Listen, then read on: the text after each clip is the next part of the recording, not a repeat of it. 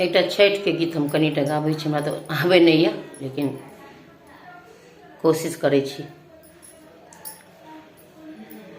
जल्दी जल्दी उगना सूरज देव, भेल अर्घ के बेर, भेल अर्घ के बेर। आन दिन उगै छहो दीनानाथ, हे हे भोरे भिनसर, आहे भोर भिनसर। आजू के दिन हो दीनानाथ, हे लागल एती देर, हे लागल एती देर। बाट ही भेटी गेल गे अबला, एगो कोढ़िया पुरुष, एगो कोढ़िया पुरुष।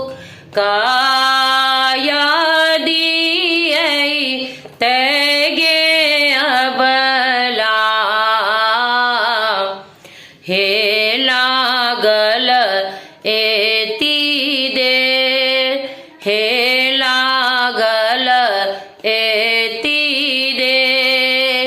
बाट ही में भेटी गेल गे अबला, एकटा बाँझिनिया, एकटा बाँझिनिया।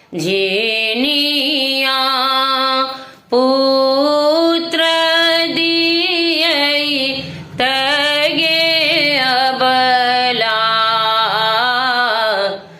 हे लागल एती देर, हे लागल एती देर। बाट ही में भेटी गेल गे अबला,